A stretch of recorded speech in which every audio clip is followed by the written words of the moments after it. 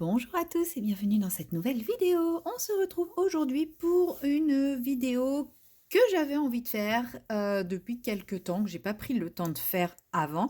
L'année dernière, Clio Colo avait sorti une vidéo Hour de coloriage, donc sur les tops et les flops de 2023. Et j'y repensais à cette vidéo et je m'étais dit, tiens, est-ce que je ferais pas une vidéo format Heu, top et flop, je suis pas à l'aise. Comment je vais me mettre? Top et flop, des de 2024 et bah, Clio a sorti justement sa version je suis pas à l'aise, je n'ai rien préparé. Enfin si, j'ai préparé ma couleur, mais j'ai pas préparé, tout ce qu'il fallait. Ça sent la connerie ça. Ouais, ça sent la connerie, on est d'accord. Là là, voilà. Qu'est-ce que je disais? Oui, et elle vient de sortir, sa version 2025 sur les tops et flops 2024 et je me suis dit: «Bah, c'est un signe, vas-y». De toute façon, elle le dit dans sa vidéo, hein, tous ceux qui veulent le reprendre, le reprennent. Donc voilà, j'y pensais, elle le fait. Elle a rajouté une ou 2 petites catégories, je sais plus. Je me souviens plus exactement des catégories de l'année dernière. En fait, si je traînais autant, c'est parce qu'il fallait que j'aille, faire un tour dans les catégories de l'année dernière, que je reprenne ma vidéo de l'année dernière pour renoter les catégories, tout ça, chose que j'avais un peu la flemme. Donc là, eh bah, elle a fait le boulot pour moi, j'avais juste à prendre les catégories dans sa vidéo. Est-ce que les choses ne sont pas merveilleusement bien faites? Est-ce que le destin n'est pas bien fait? Pour prendre les différentes catégories et vous faire du coup, ma petite vidéo. Donc, je vous explique un petit peu ce que je fais. Donc là, je suis dans le Summer Night, pas du tout dans le cadre de la colo team Summer Night, mais j'avais envie d'avancer un petit peu les pages simples, faciles, pour lesquelles j'avais déjà fait, la page de gauche ou de droite. Oui, parce que là, en l'occurrence, j'ai fait la page de droite et d'essayer de les travailler un peu sur, l'esprit, de la page déjà faite. Donc là, je suis en train de simplement faire le fond, avec la même aquarelle que j'avais fait le fond à côté. Je n'ai absolument pas français ce que je viens de dire, j'ai buggé moi-même en m'entendant parler, hein, c'est horrible et pourtant, il n'est pas tard pour une fois. Nous sommes le matin, il est quasiment midi, mais peut-être que c'est ça, je commence peut-être à avoir faim. Non, c'est comme d'habitude, c'est que je parle trop vite, faut que je ralentisse le débit, tout simplement. Et je trouvais que ça allait être, comme c'est un fond qui est quand même relativement facile, je me suis dit: «Bah, ça sera pas mal pour accompagner cette petite vidéo», parce que je ne vais pas vous montrer les différents matériels dont je vais parler, parce que vous allez voir, il n'y a rien de très, comment dire? Très original, hein. Comme vous le savez, de toute façon, j'ai pas été très, très originale cette année. Dans mes achats et choses comme ça, donc bon, je pense que vous connaissez déjà à peu près toutes les réponses de mes tops et de mes flops. Ah, quoique, il peut y avoir peut-être des petites surprises. On va voir ça. Alors, la première catégorie qu'elle a créée, c'est la catégorie matériel et 1re sous-catégorie, ce sont les crayons, artistes dans la catégorie matériel. Bon, bah, comme vous le savez, hein, crayon artiste, j'ai pas découvert de nouvelles gammes, j'ai pas testé de nouvelles gammes cette année. Donc, bah, mes chouchous sont et restent, les polychromos. Voilà. Et en plus, ouais, je les ai quand même bien utilisés cette année. Je les ai quand même sortis assez facilement, assez régulièrement. Donc, voilà, j'estime qu'ils méritent de garder, leur place de top. Alors, Clio a organisé sa vidéo, elle a fait tous les tops d'un coup et tous les flops derrière. Moi, je vais faire, top flop, d'un coup. Parce que, ça m'évitera d'oublier je me connais, hein, je risque d'oublier. Mais je risque d'oublier des flops aussi, hein. Mais voilà. Pardon. Donc, gamme artiste, au niveau des gammes artistes en crayon sec, hein, parce qu'il y a une catégorie aquarellable après, je vais y venir. Gamme artiste crayon sec, mes tops, c'est, les polychromos et mes flops, bah j'ai pas trop de flops cette année dans le sens où, j'avais déjà, bien épuré ma gamme, que j'ai pas fait rentrer de nouvelles gammes donc j'ai pas de je peux pas dire que j'ai des flops puisque, j'ai gardé que les gammes artistes que j'aimais donc qu'est-ce que je pourrais dire? Je réfléchis, hein, c'est juste histoire de vous dire, un nom quand même. Hem, non, j'ai pas de nom. Parce que j'allais vous dire, bah, peut-être les Procolor parce que c'est ceux que j'ai le moins utilisés de l'année, mais en fait, c'est pas vrai. Ceux que j'ai le moins utilisés, c'est les Lightfast. Mais c'est volontaire si j'ai moins utilisé les Lightfast, puisque dans l'idée, je veux, vous le savez, je veux utiliser majoritairement mes moyennes gammes avant de garder juste mes hauts de gamme. Donc en fait, ce critère ne fonctionne pas pour dire bah, les Procolor parce que je les ai moins utilisés. C'est normal que je les ai moins utilisés. Donc non, j'ai pas d'argument pour vous déceler un flop 2024 en crayon artiste. Je pourrais toujours garder les luminances parce que je les ai pas retestés. Donc en fait, ça serait injuste de dire qu'ils sont toujours mon flop en 2024 alors que je n'ai pas utilisé de luminance en 2024. Soyons un peu justes, donc pas de flop. Tout ça pour ça. En moyenne gamme. En moyenne gamme, mon top. Alors je sais que pour certains, ça reste des game artistes et effectivement, je pense qu'ils sont. Enfin, pour moi, ils sont pas game artistes parce qu'ils valent pas les autres. Mais au prix, oui, ils pourraient rentrer dans les game artistes. Mais bon, je les mets quand même dans les moyennes gammes. C'est les Chromaflow. Alors moi, j'ai la boîte de 72, donc c'est pas une nouveauté 2024. Mais je les mets quand même là parce que ça a été un peu ma révélation. Je les avais achetés quand la boîte de 72 était sortie et que tout le monde s'émerveillait dessus, que c'était merveilleux, que c'était génialissime, etc. Que c'était la boîte de crayons de couleur à avoir. Mais je les avais pas vraiment testés, enfin, j'avais pas vraiment pris en compte leur potentialité, on va dire. Et cette année, j'ai vraiment pu les tester et ouais, je les trouve vraiment pas mal. Après, débat haut de gamme, moyenne gamme, bah, pour moi, ils ont pas le niveau d'un Polychromos, hein, clairement.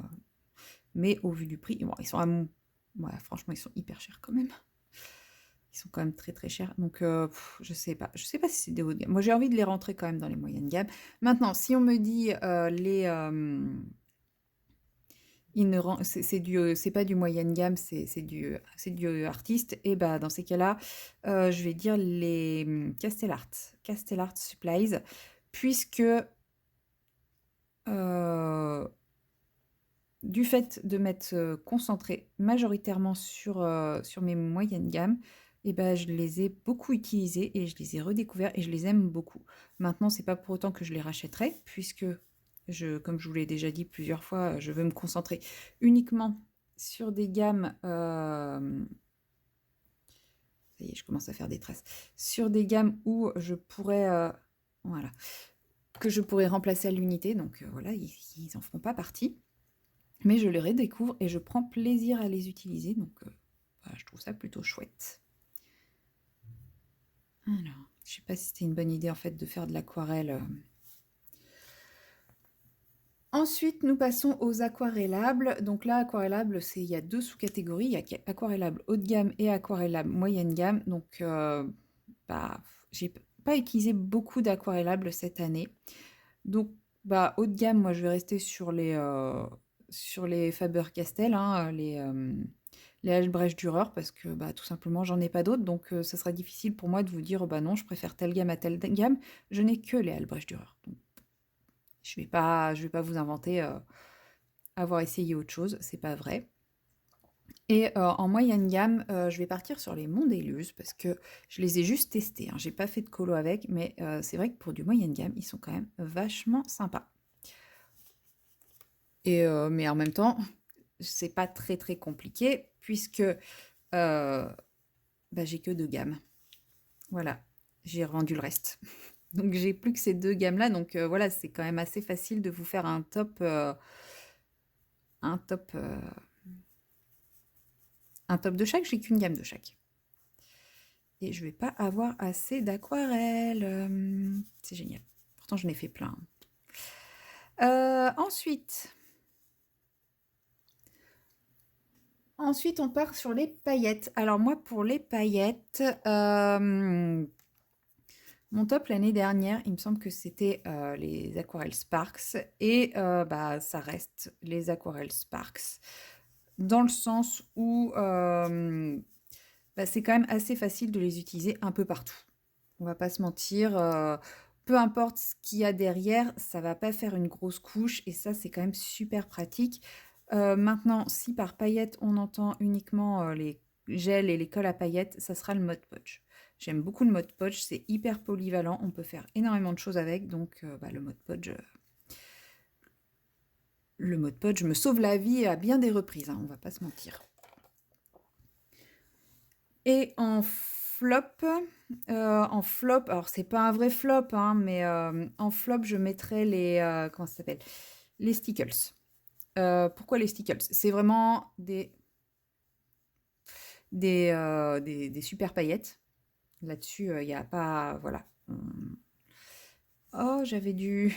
Ah mince. Ah, ça va être un carnage. J'ai du... Comment ça s'appelle? Du fixatif qui allait sur cette page. Vous avez vu ce que ça fait? Orc. Ça va être sympa.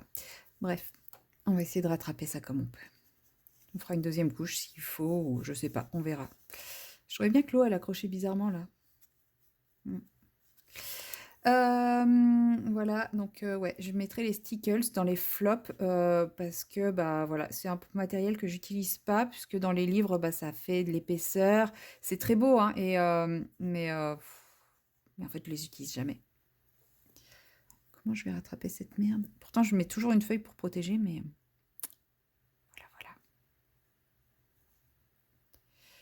voilà. Ah, je suis dégoûtée là. J'avais trop une idée pour ce fond, enfin pour ce colo en plus. Crotte. C'est pas grave, ça va passer. Ensuite, au niveau autre matos, mon top, c'est mes petits sprays de peinture acrylique que j'utilise souvent pour faire mes fonds un peu splash, un peu déstructurés et tout. Je trouve que c'est très aléatoire, on ne sait pas trop ce que ça va donner, mais ça permet quand même ça permet quand même de faire des fonds assez simplement avec des effets assez sympas. Et mes flops, je vous vois venir et non, je ne peux pas le mettre en flop, mes fameuses pastels grasses de chez Paul Rubens. Je ne peux pas les mettre en flop puisque c'est un flop de 2025 et non de 2024. Mais si j'y pense, je pense que oui, elles seront dans mon prochain flop. Ça, c'est clair et net.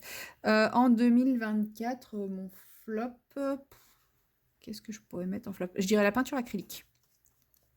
La peinture acrylique, parce que bah, je ne sais pas m'en servir, donc forcément, je ne l'utilise pas, je l'utilise très mal. Alors vous allez me dire, je ne sais pas forcément très bien me servir de l'aquarelle. Ouais, mais c'est plus facile de patouiller à l'aquarelle qu'à l'acrylique, je trouve. Donc voilà, c'est pour ça que je mets l'acrylique dans les flops, parce que bah, je ne sais pas m'en servir, donc je ne l'utilise pas. C'est pas forcément, en fait, mes flops, c'est pas forcément du matériel de mauvaise qualité, mais c'est du matériel dont je ne sais pas dont je ne me sers pas forcément parce que j'en ai pas l'utilité, parce que je ne sais pas m'en servir. Il faut savoir le reconnaître. Hein. Et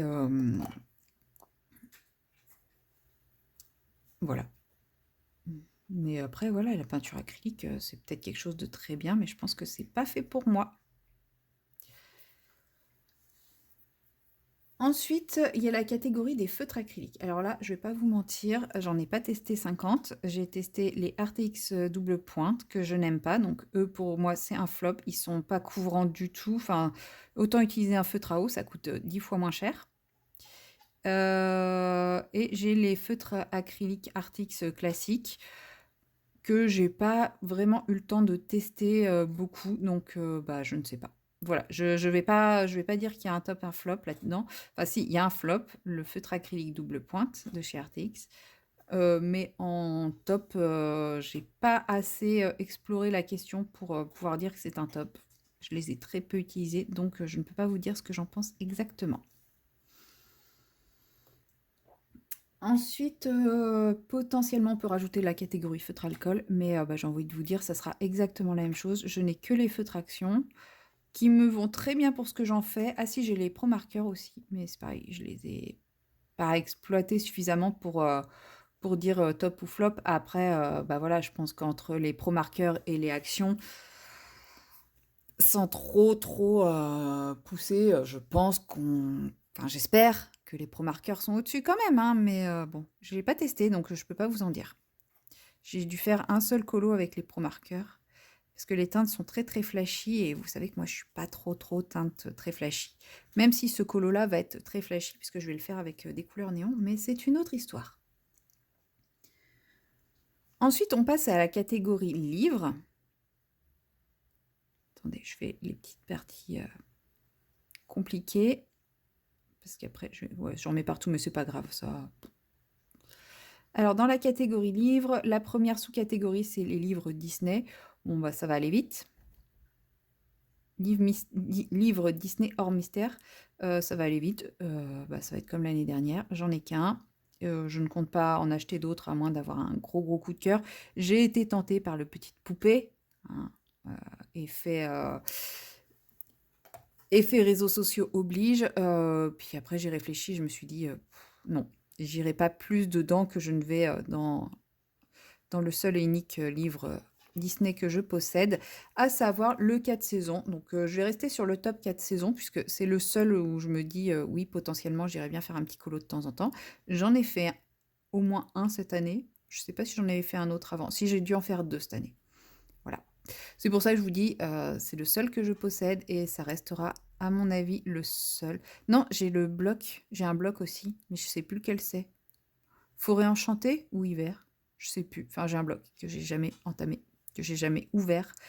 Donc, bon, voilà. C'est comme ça restera comme ça. Bon, c'est pas très beau, hein, ce côté-là, mais bon, on va se contenter de ça. On va se contenter de ça. J'ai pas oublié de zone? Non. Bon. Eh ben, on va finir tranquillement, hein. Je n'ai plus rien à faire avec vous. Vous allez regarder mon coloriage séché et moi aussi. Ensuite, la catégorie suivante, alors normalement c'était les Disney mystères, mais moi j'ai enlevé le mot Disney, je garde les livres mystères de manière générale. Donc moi j'ai pas arrêté de dire que les mystères ça ne me tentait pas, ça ne m'inspirait pas, et j'avoue qu'en fin d'année, j'ai commencé à avoir un petit coup de cœur pour les Schtroumpfs et l'âge de glace.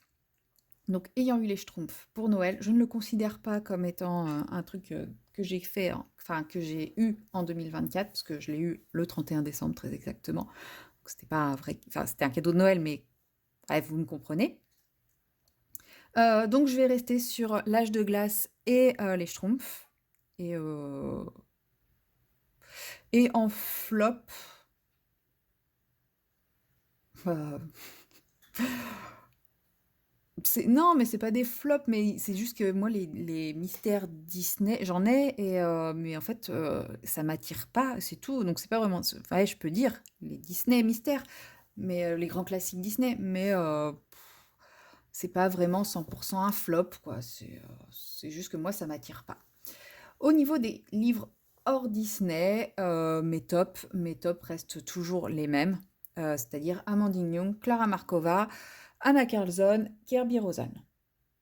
Je pense que voilà, c'est mon top 4. Ça ne veut pas dire que je n'aime pas les autres, mais c'est vraiment le top 3, c'est Amandine Young, Clara Markova, Anna Carlson, parce que je ne me vois pas ne pas les colorier. Ce mois-ci, je n'ai pas fait de Clara Markova et ça me manque. Mais je vais sûrement, je sais pas, peut-être que je vais commencer un, peut-être pas. Mais je me vois pas passer un mois sans colorier un de ces trois illustrateurs. Après, ça veut pas dire que j'aime pas les autres, c'est juste que c'est mes trois chouchous. Voilà. Et mes flops. Ah, il fallait peut-être dire un livre plutôt que qu'un illustrateur. Alors, en livre. En livre, mon top, c'est, je vais dire le tarot de Marseille, puisque ça a été la découverte de cette année. C'est une sortie de 2024 et que je l'adore et que je fais des progrès monumentaux grâce à ce livre. Voilà. Le Godjoul, que je n'ai pas. Oui, oui, je sais, j'ai un top d'un livre que je n'ai pas. J'aimerais l'avoir, mais je ne l'ai pas. J'essaye de rester raisonnable.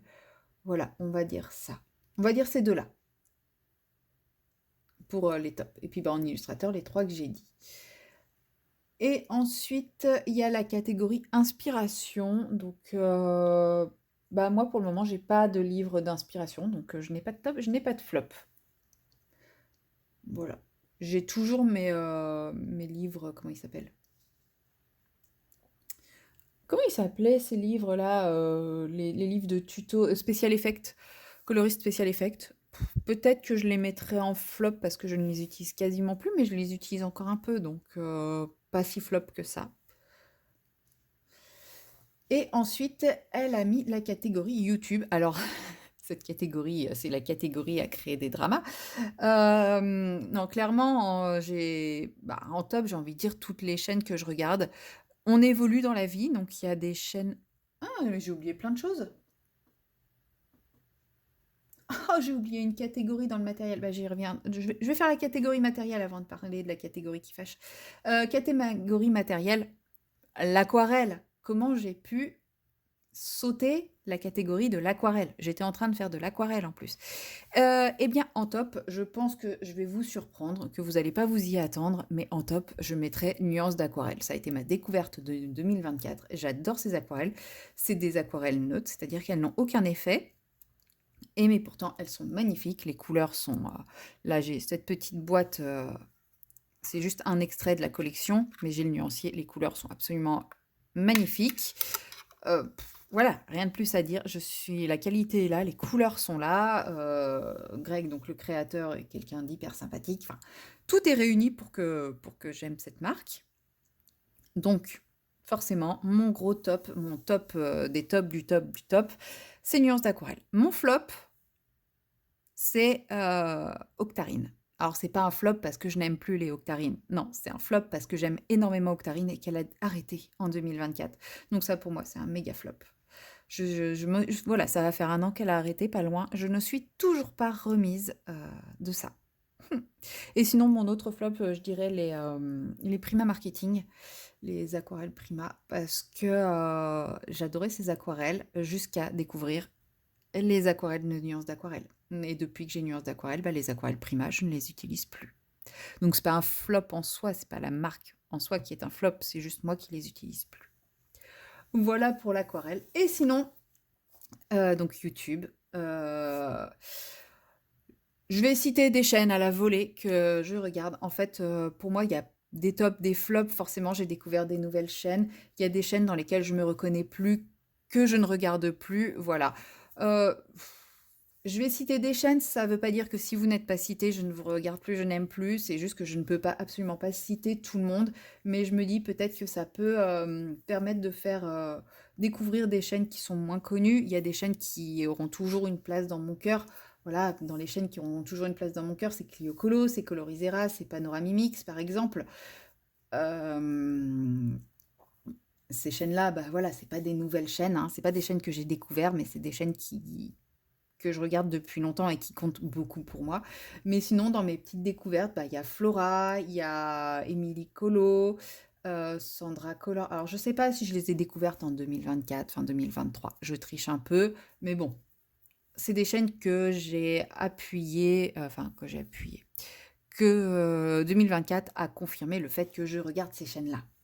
C'est beau, hein? Ouais, il se passe absolument rien, je sais. Donc, comme je vous ai dit, il y a Flora, Émilie Colo, Vie et Plaisir d'Ergona, Sandra Color, Coralie Coloriage, Colorine, Nathan Colo. J'ai découvert Julie Dolly cette année que j'aime beaucoup. Le monde de Chacha, je connaissais depuis bien avant, donc j'ai oublié de la mettre dans la première catégorie. J'ai découvert Bulle Bleue, Orochiwa, Erevan Colobule, euh, et toutes les autres. Voilà, je ne peux vraiment pas toutes les citer. J'ai dans mes tops aussi, je mettrai le retour de Colorimi, voilà, qui est revenue faire du coloriage. Au début, elle est revenue faire un petit peu de coloriage mystère et maintenant elle refait du coloriage. Bah, je n'ai pas envie de dire classique parce que c'est pas du coloriage classique, mais voilà, elle refait du coloriage hors mystère et je trouve ça vraiment chouette. Donc je suis très très contente de son retour. Et bah, pour les flops, c'est pas des chaînes que je vais citer, c'est tous les dramas inutiles qu'il y a eu. Enfin, on peut ne pas s'entendre avec quelqu'un maintenant de là à en faire des polémiques sur YouTube et tout. Enfin, je sais pas. Pour moi, si on s'entend pas avec quelqu'un, ça reste quelque chose de personnel. Ça n'a rien à faire sur les réseaux sociaux. Ça n'a rien à faire à créer des dramas qui ont vu des chaînes se fermer à cause de ça. Je pense notamment à Eva, je pense à Ad. Enfin, voilà.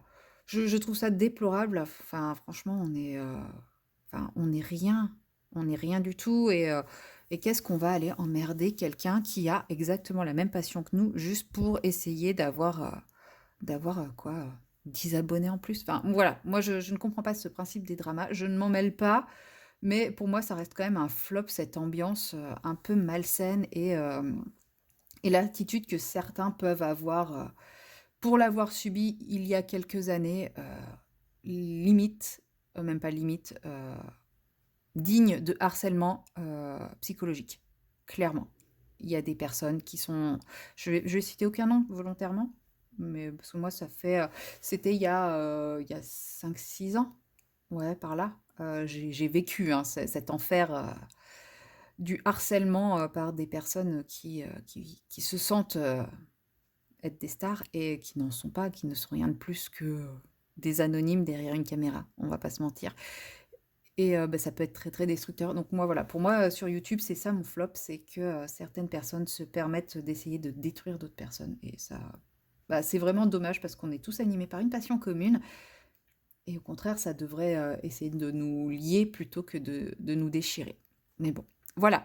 Je termine sur une petite pointe, quand même assez négative. J'aime pas ça, donc voilà, n'hésitez pas vous à me parler de vos tops, de vos flops aussi.